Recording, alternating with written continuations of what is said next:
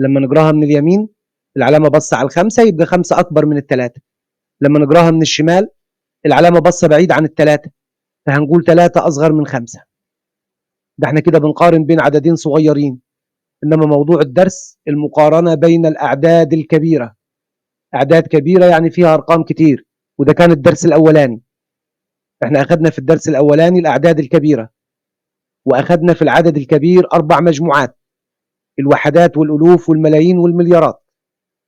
أكبر عدد معانا كان فيه 12 رقم، كل مجموعة بيكون فيها 3 أرقام، ف4 مجموعات هيدوك 12 رقم. ناخد مثال مثلا، لو قلنا 375 مليار 435 مليون 715 ألف 650.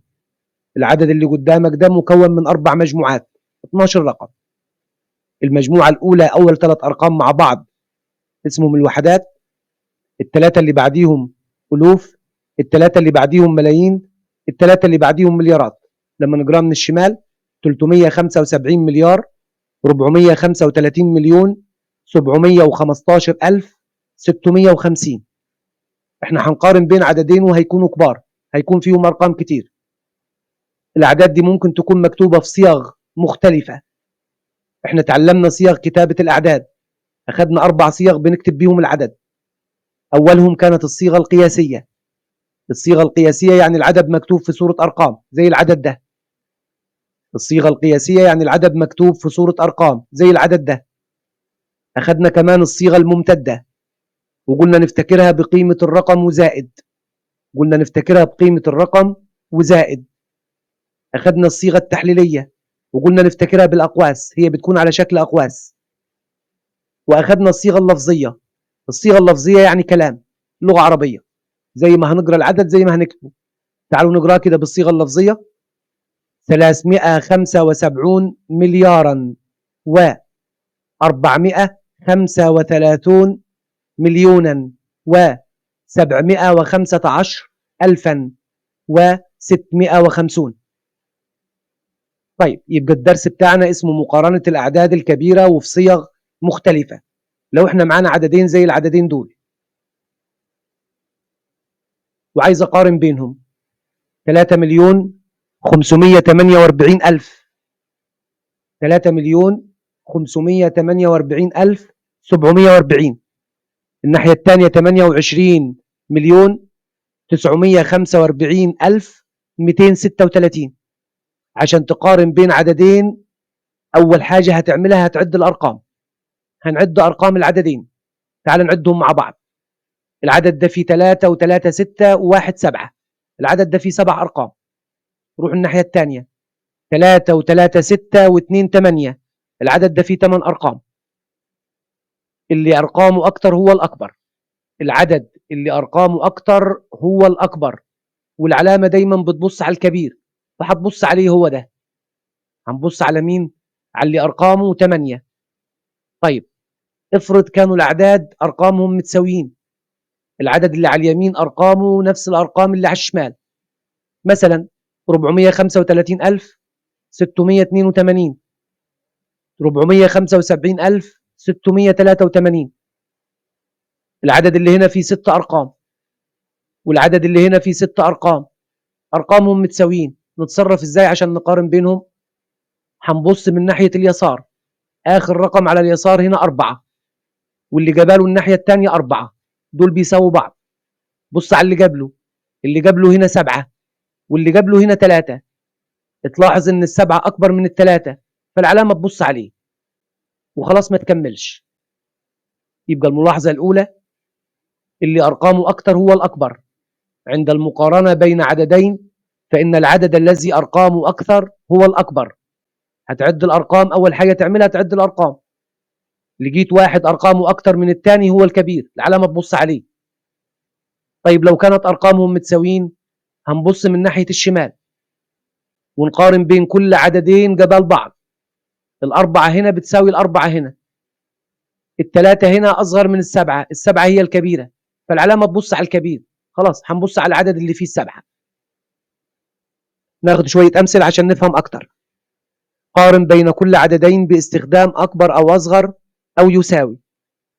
رقم 1 4,375,618. الناحية التانية 273,485.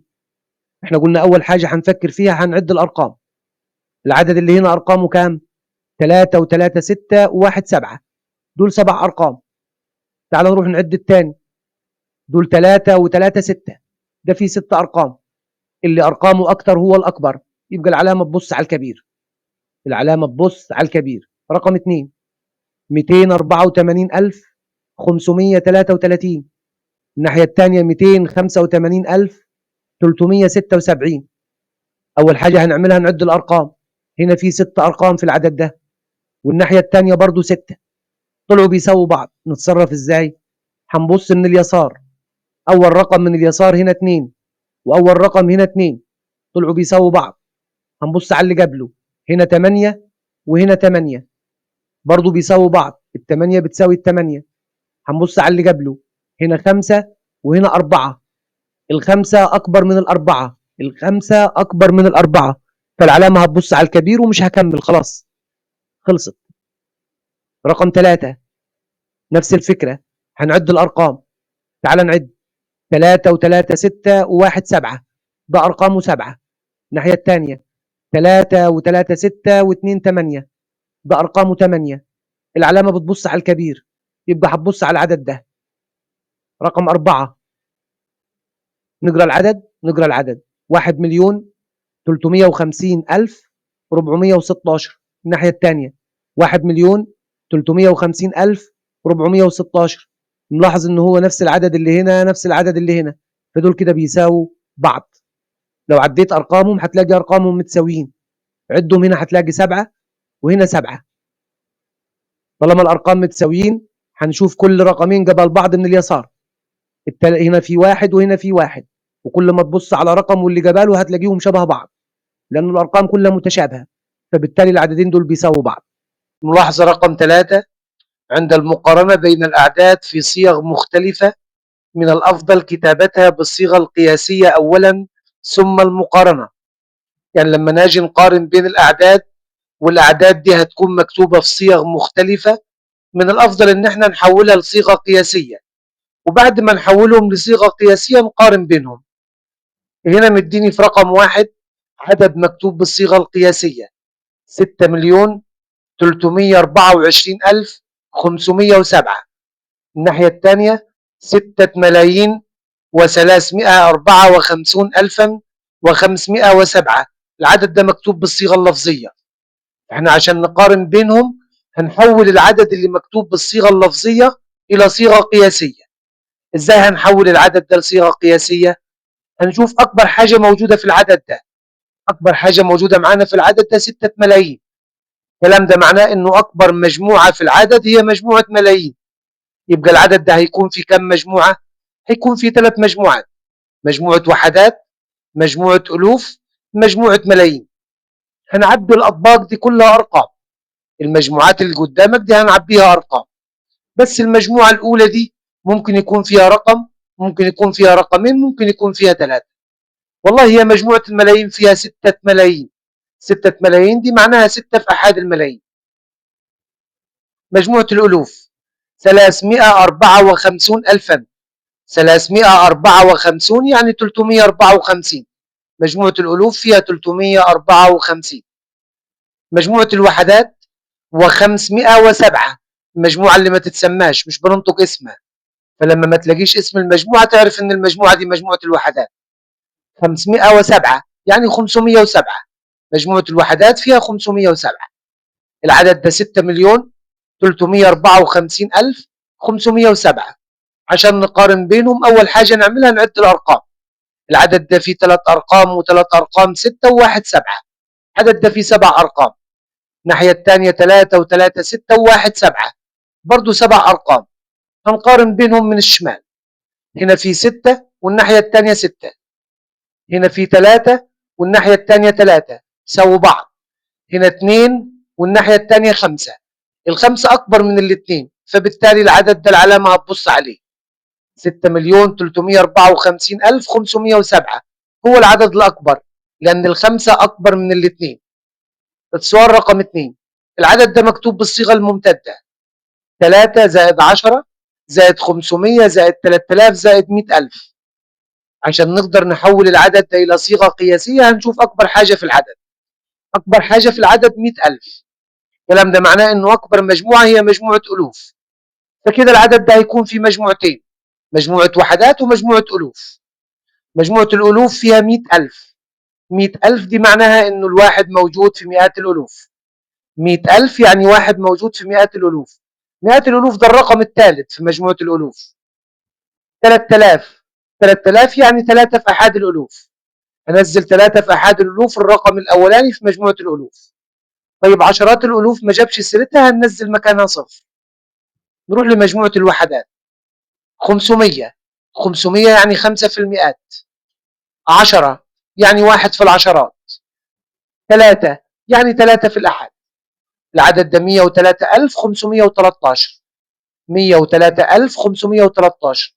الناحية الثانية 1,003,513. أكبر مجموعة موجودة في العدد ده مجموعة ملايين، لأنه 1,000,000 أكبر حاجة في العدد، فبالتالي العدد ده هيكون فيه 3 مجموعات، 1 2 3. أكبر مجموعة مجموعة الملايين، فيها كام؟ فيها 1. بيقول لك 1,000,000. 1,000,000 يعني 1 في مجموعة الملايين. و3,000 3 في أحاد الألوف. عشرات الألوف مفيش، مئات الألوف مفيش، هنحط مكانهم أصفار. 513 دي مجموعة الوحدات. 513 يعني 513.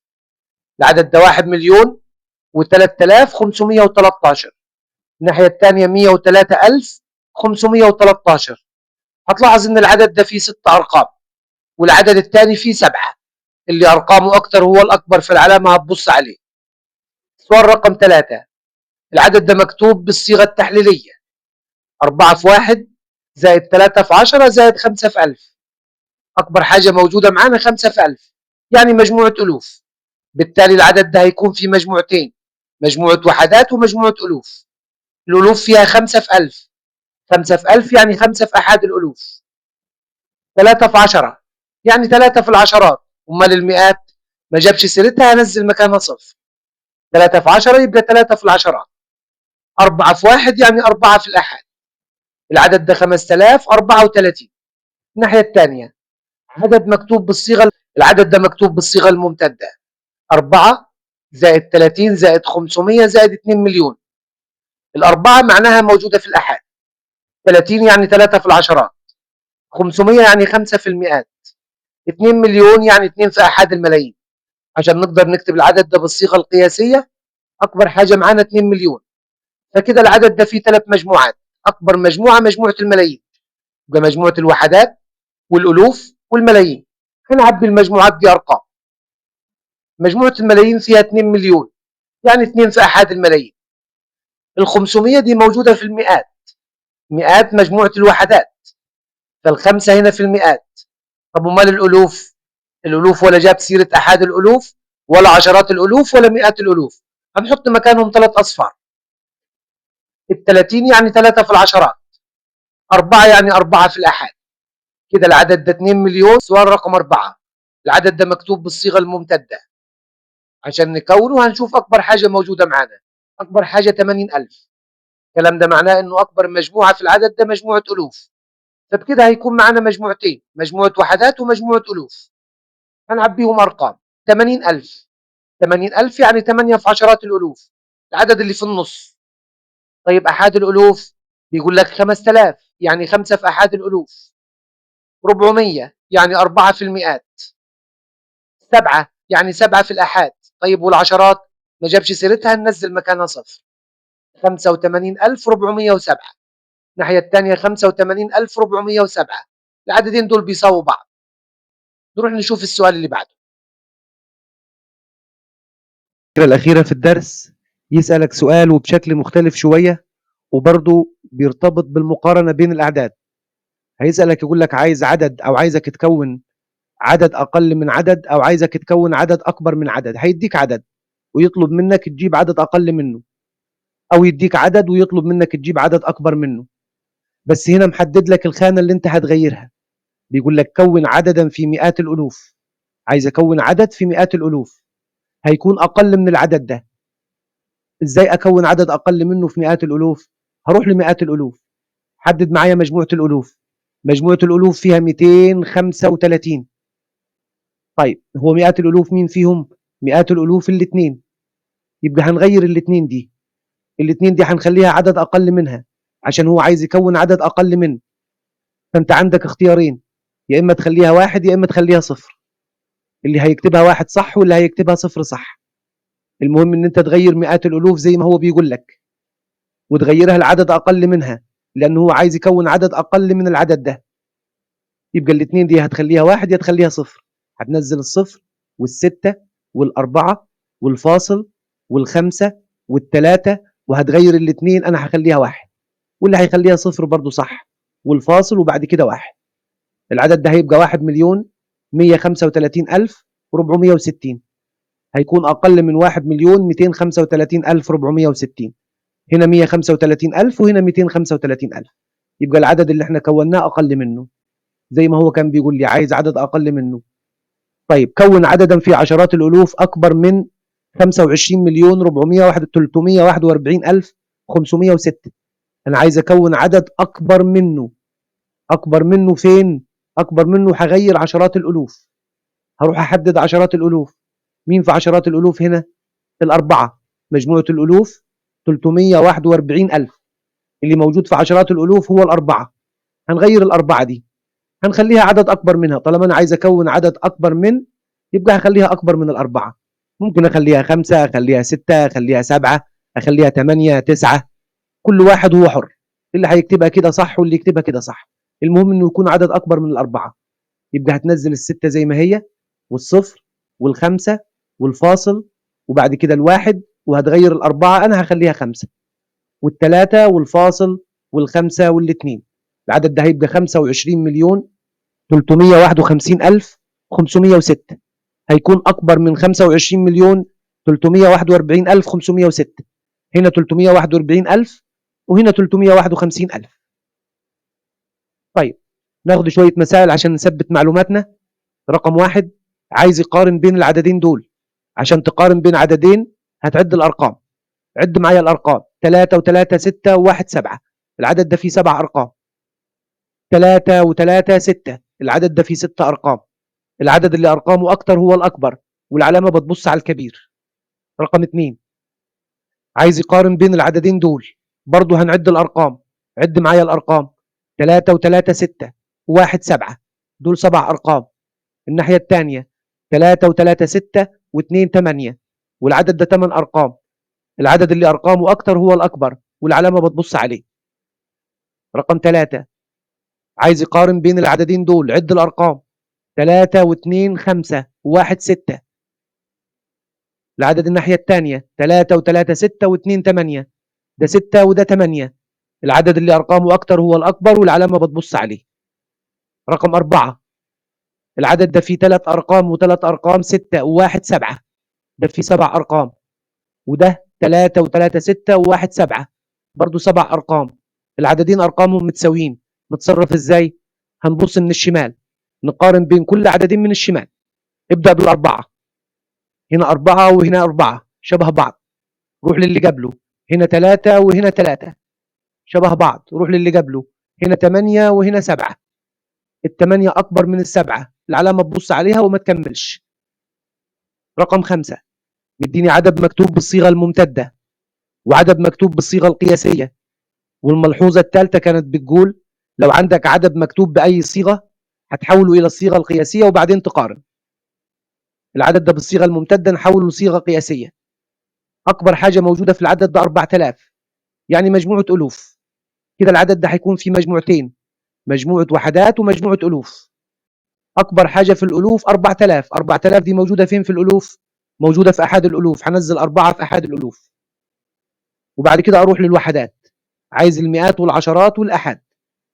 ال600 يبقى 6 موجودة في المئات. ال30 3 موجودة في العشرات. ال8 8 موجودة في الأحاد. يبقى العدد ده 4638. الناحية الثانية 4638 بيساووا بعض. حط علامة تساوي. هنا عدد مكتوب بالصيغة القياسية 85367.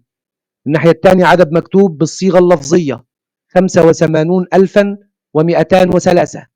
عايز أقارن بينهم، هنحول الصيغة اللفظية إلى صيغة قياسية. تعالوا نحولها. 85203 أكبر حاجة أنت سمعتها في الموضوع ده 1000. يبقى العدد ده فيه مجموعتين، مجموعة وحدات ومجموعة ألوف. 85000 يعني مجموعة الألوف فيها 85. 85000 يعني 85. وادي الفاصل. وهنكتب مجموعة الوحدات هنا. مجموعة الوحدات فيها 203 يعني 203. يبقى 85203. طيب هنا 85367 وهنا 203. أكيد 367 أكبر. أقواس. يبقى عدد مكتوب بالصيغة التحليلية، هنحولها إلى صيغة قياسية. أكبر حاجة شايفها هنا 4 في 10000. 4 في 10000 يعني الأربعة دي موجودة في عشرات الألوف. 5 في 100 يعني الخمسة موجودة في المئات. 3 في 1 يعني الثلاثة موجودة في الأحاد. لو حبينا نكتبهم كده من البداية، أكبر حاجة معانا 4 في 10000 يعني 4 في عشرات الألوف. العدد ده فيه مجموعتين، مجموعة وحدات ومجموعة ألوف. الأربعة موجودة في عشرات الألوف، أدي 4 في عشرات الألوف العدد اللي في النص. طيب أحد الألوف كام؟ أحد الألوف مفيش، يبقى صفر. نحط مكانه صفر، اللي ما تلاقيهوش حط مكانه صفر.